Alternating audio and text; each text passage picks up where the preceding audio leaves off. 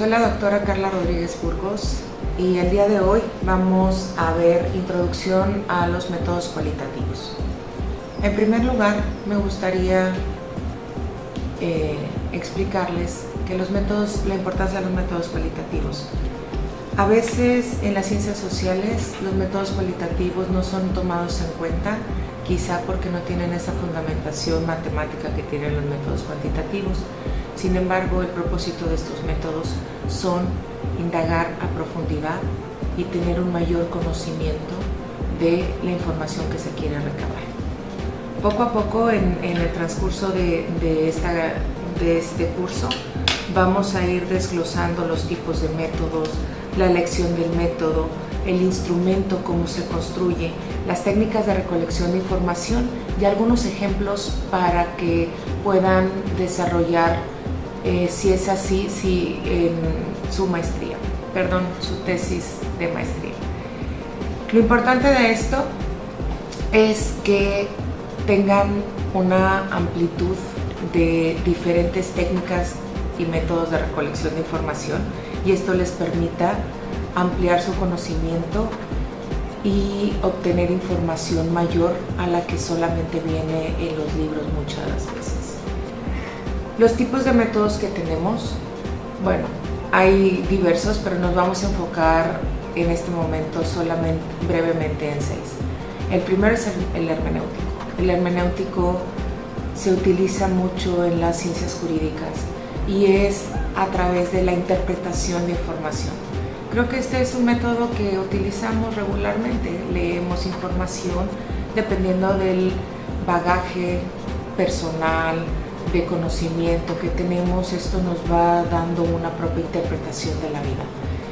El otro método que tenemos es el fenomenológico. Dependiendo de los fenómenos que se van presentando, esto nos va permitiendo el analizar profundamente por qué se están suscitando estos hechos, estos acontecimientos. Ese es el propósito principal de esto. Cuando hablamos de una etnografía, la etnografía es el estudio de las etnias. Regularmente las personas se trasladan al lugar de origen al lugar en donde van a hacer la observación para poder observar diferentes características como la relación que tienen las personas, convivencia, violencia, sin alterar el entorno. Esta es una parte importante, son estudios que se necesita un tiempo largo para llevarlos a cabo. Otro de ellos que tenemos es el de investigación-acción. Este es utilizado un poco más hacia las empresas y también para el sistema educativo. La investigación-acción lo que tiene es que se presentan problemáticas y las propias personas son las que deciden cuáles son las acciones que van a tomar para darle solución a los problemas que se están presentando. Hay un método llamado narrativa oral de vida, que si bien puede ser confundido con una biografía, es un estudio profundo acerca de la vida de las personas, en donde no solamente es la parte de la narración que se tiene, sino se busca información a través de cartas, hechos en esa época, para poder contextualizar el entorno, la situación, la época, las personas que estuvieron involucradas, de toda la información que se pueda recopilar. Otro método más que tenemos es el de interacción simbólica. Esto es de qué manera los símbolos que vamos viendo en nuestra vida cotidiana nos van representando esas actitudes que tenemos para la sociedad. Entonces es que representa, por ejemplo, lo que tenemos atrás, una bandera para nosotros, el respeto que nos puede dar. Entonces de eso se trata el interaccionismo simbólico. Ahora bien, ¿qué es lo que necesitamos para elegir algún método cualitativo? Primero que nada, tenemos que definir claramente el tipo de investigación cualitativa que vamos a utilizar. Esto es, debemos de tener muy claro qué es lo que vamos a hacer y para qué lo vamos a hacer. El punto es que necesitamos además justificar la pertinencia y la relevancia de este método. ¿Para qué? Para poder, esta justificación tiene que ver con el propósito principal de nuestra investigación. Sería demostrar o recopilar información acerca de cierto tema de estudio. Ahora bien, una vez que tenemos ya definido qué técnica o qué método cualitativo vamos a utilizar, es necesario tener también claro, definir específicamente a quienes van a estar dentro de nuestra investigación, esto es, los participantes de estudio, y además cuál es el rol del investigador y si necesitamos más personas para que nos brinden apoyo durante la recolección de información. Ahora bien, después de esto también necesitamos elaborar el instrumento cualitativo, el cual nos va a permitir especificar la relevancia y también le vamos a poder dar validez interna y externa que nos va a permitir validar los hallazgos. Más adelante, a través de la aplicación de uno de los métodos, vamos a irlos desglosando. Finalmente se aplica el instrumento propuesto y esto es necesario llevar ciertas condiciones que vamos a explicar más a detalle. Ahora bien, uno de los puntos principales es que si bien en algunos autores mencionan que los métodos cualitativos son libres, en una tesis tú necesitas saber qué tipo, cuál es el tema en el que me quiero enfocar. Supongamos que queremos saber el nivel de satisfacción que tienen con la democracia actual. Se tienen que hacer ciertas preguntas para poder llevar a cabo, realizar el instrumento. Esas preguntas se le llama un guión de entrevista.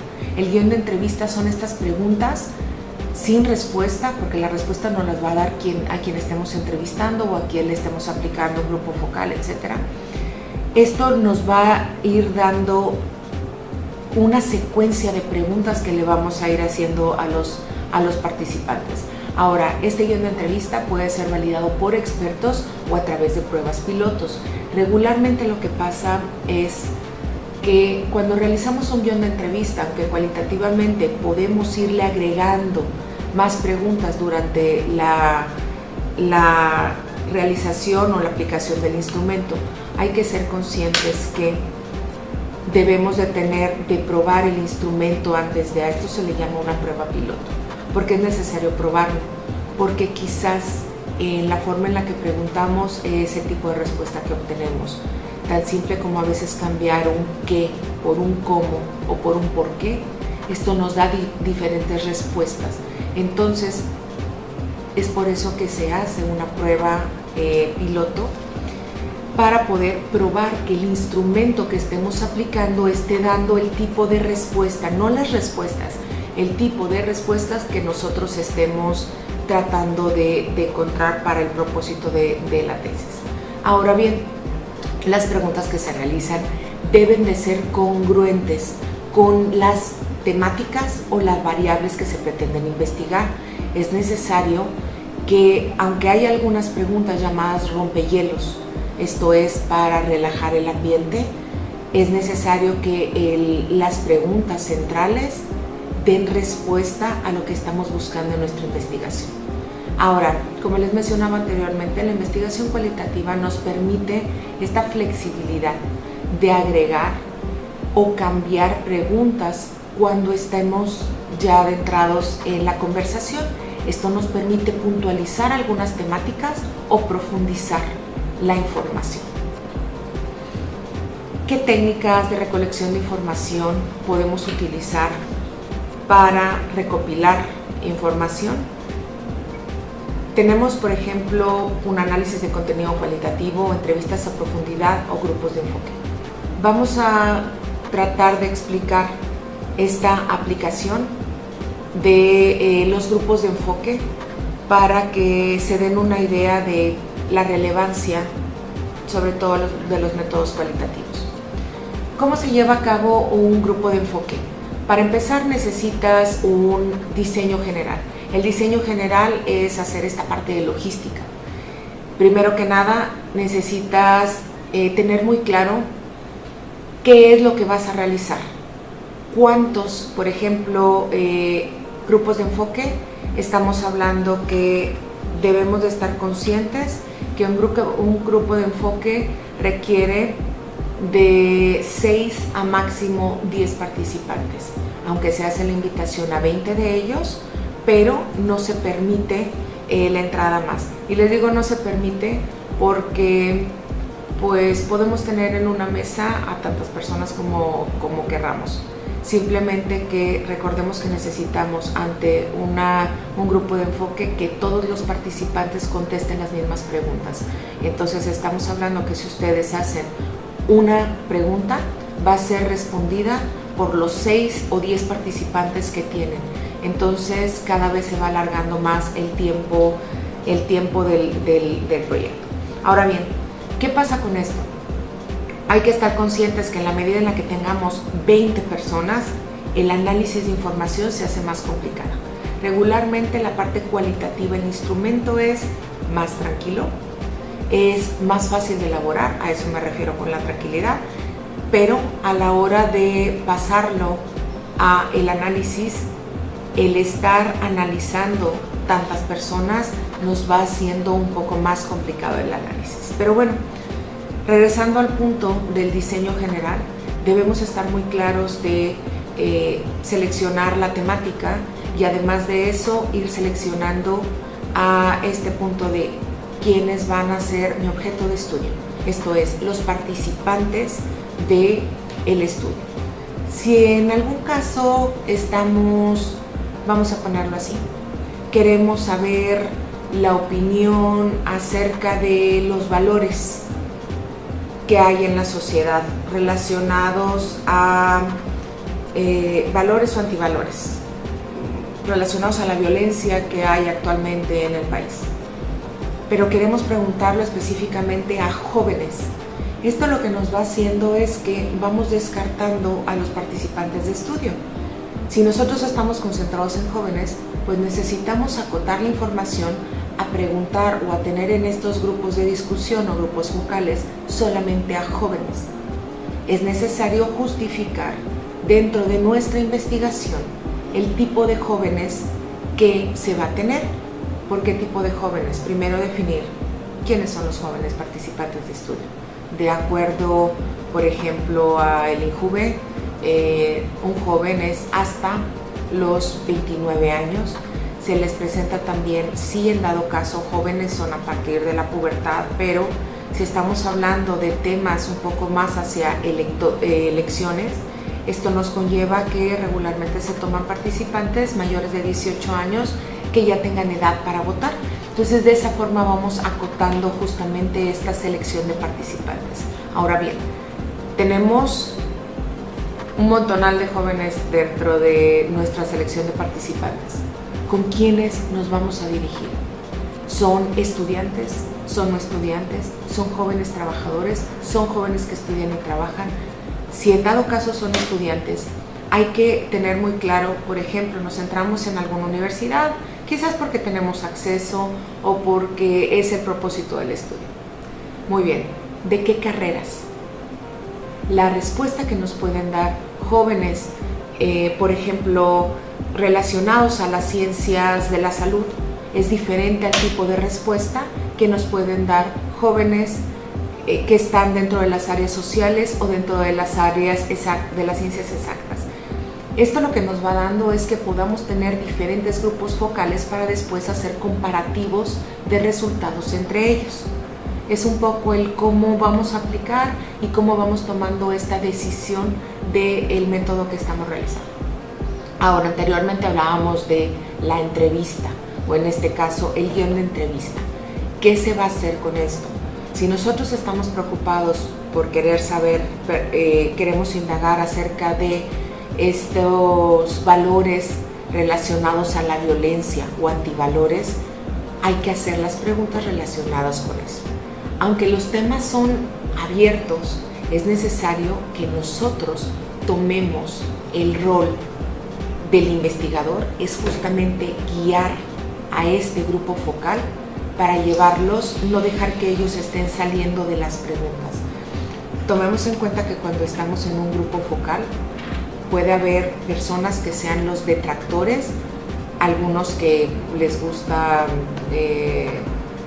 vamos a ponerlo, hacer ámpula o les gusta generar algún tipo de controversia. No es malo, la verdad es que esto le da algo de vida al grupo focal, y a veces hay grupos que son tan calmados que necesitamos buscar de qué manera podemos obtener información de ellos. Entonces es necesario, por eso les mencionaba hace unos minutos, que era necesario hacer una prueba piloto para ver si el tipo de preguntas y el orden de las preguntas me va dando ciertas tendencias, si no es necesario cambiarla. La parte flexible de lo cualitativo es que yo ahí puedo indagar más o puedo cambiar la pregunta porque dependiendo del grupo son los ajustes que se van haciendo. Ahora bien, cuando llegamos a un grupo focal es necesario tomar en cuenta ciertas características. Una, hay que seleccionar un espacio físico. El espacio físico es muy importante. En primer lugar, es un espacio que debe ser cerrado pero lo suficientemente amplio como para que las personas no se sientan encerradas. Recuerden que van a hacer preguntas, entonces a la hora de hacerles preguntas, ¿qué es lo que va a pasar? Necesitan ellos estar en un ambiente relajado, en donde sientan que pueden ser escuchados, que nadie los va a juzgar. Entonces esta es la parte principal que hay que cuidar, el espacio físico. Hay que cuidar que cuando se pone una mesa, y la mesa tiene características específicas. Si no tenemos una mesa redonda y se tienen varias mesas cuadradas, por ejemplo, no hay que dejar en las orillas a una sola persona, porque esto significa poder o autoridad, los que van a las orillas. Entonces es necesario que todos sientan que tienen la misma oportunidad de ser tratados igual. Ahora bien, ¿qué pasa? Se pueden poner en las orillas más cortas a 2 sillas.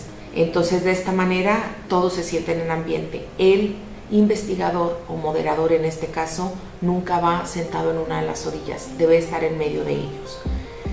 Segundo punto importante, todos los participantes deben de tener un café para poder, con el primer nombre, inclusive el moderador. Es necesario eliminar todas esas etiquetas. Ahí yo no soy el doctor, el profesor, el señor. Mi nombre es Carla, lo pongo en una etiqueta y así nos dirigimos con las personas. Motivo, esto rompe hielos, esto permite que se dé una continuidad y una fluidez al estudio que se está haciendo. Ahora, ¿qué recursos necesitamos? Bueno, los recursos, vamos a necesitar una grabadora. Podemos utilizar cámaras de video, sin embargo, muchas veces las cámaras de video tienden a hacer que las personas se sientan observadas y esto no le da fluidez. Necesita ser un moderador que sepa romper el hielo para poder que ellos olviden que los están grabando. Lo que se utiliza regularmente son grabadoras de voz. Estas grabadoras de voz hay que ser muy cuidadosos porque con 10 personas, si uno lo pone en el centro, probablemente las esquinas no se escuchen, entonces siempre hay que tener 2 aparatos. Tercer punto, hay que entrar, el moderador no puede hacer todo el trabajo. ¿Quién va a estar grabando? ¿Qué pasa si hay algún desperfecto? ¿Quién está tomando notas de cómo está el ambiente?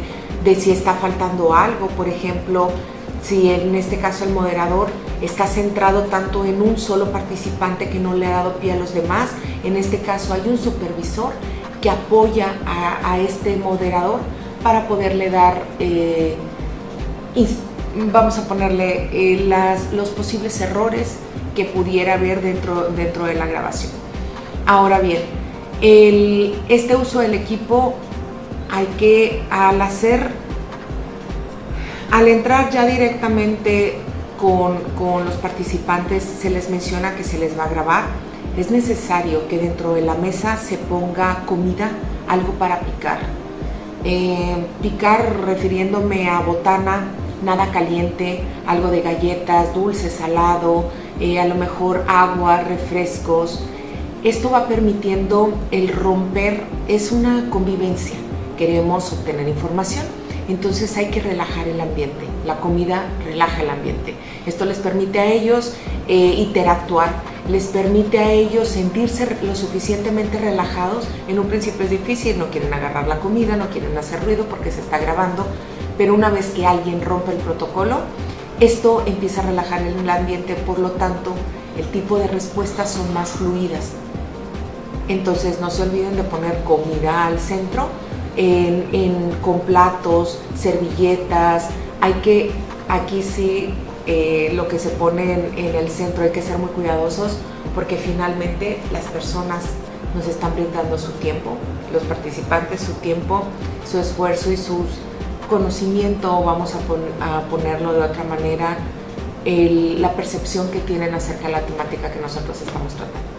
Ahora bien, una vez que se recopila toda esta información, se hacen las grabaciones, es necesario agradecerles a los participantes.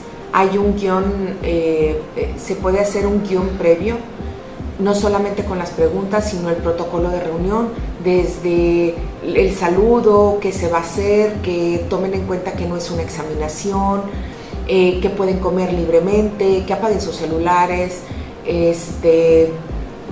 Se lleva la reunión y al final se les pregunta si hay algo más que ellos quisieran agregar. Finalmente se les agradece y siempre se les comenta que todos estos grupos focales se trata por medio de sus nombres, pero más no de sus apellidos. Entonces, de cierta manera son anónimos y confidenciales. Ustedes van a utilizar la información y en realidad lo que se utiliza si son hombres o mujeres, pero no específicamente los nombres de los participantes. Ahora bien, una vez que se tiene la información, se puede mantener, decirles que si alguien está interesado en la información, que te den los datos y más adelante se les pueden mandar resultados. Una vez que tenemos esta información, viene la parte más interesante, transcripción de información. Es necesario llevar esas grabadoras y entonces ahora sí lo más importante es empezar a transcribir toda esta información con puntos y comas y ser muy cuidadosos con algo. Recuerden que a veces podemos dar información en un tono irónico y el tono irónico lo van a tomar como positivo. Por ejemplo, una pregunta como, ¿tú crees que vives en democracia? Ay, sí, claro, yo creo que la democracia es genial. Mi tono cambió a la hora de ser más irónico o ser burlón de cierta manera. Alguien que está transcribiendo lo va a poner, sí, claro, por supuesto que estoy de acuerdo. Y esto indica que yo voy a mandar esa respuesta hacia una parte positiva, cuando en realidad lo que estoy queriendo decir es lo contrario. Lo que se puede hacer en las transcripciones es poner entre paréntesis justamente el tono irónico. Esto quiere decir que hay que tomar esa información exactamente del lado contrario. Ahora bien, una vez que se hace la transcripción, es necesario llegar a la parte fundamental de esto, el análisis de resultados. Aquí en la Facultad de Ciencias Políticas hemos estado utilizando un software que nos permite hacer este análisis de información en vez de recabar toda la información, de llevarla a mano. El programa se llama En Vivo, y nos permite hacer análisis cualitativo de información. Nos permite no solamente subir todos los recursos, la información, las transcripciones. Claro, nosotros tenemos que alimentar al sistema. ¿Qué es alimentar el sistema?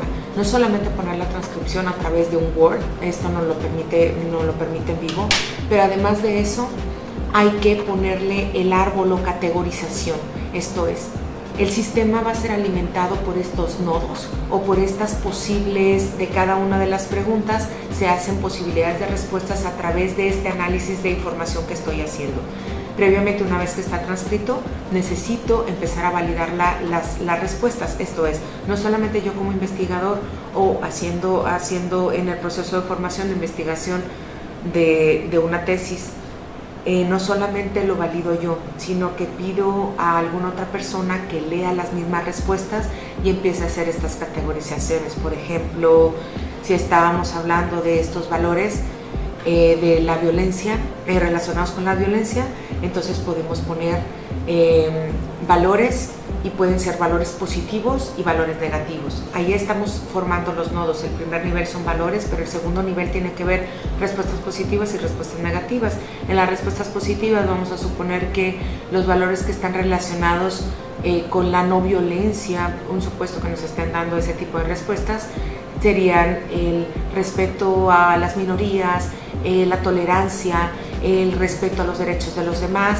Entonces, esas posibles respuestas no son las que yo estoy inventando, son las que aparecen dentro de las transcripciones de la información que se está obteniendo. Entonces, eso lo que va dando es que estas categorías es en dónde voy a enganchar o dónde voy a mandar cada una de las respuestas que me están dando los participantes. Entonces, lo que hago es ir seleccionando y enviar esa información a cada una de las ramas. Se tiene que hacer todo este árbol de respuestas.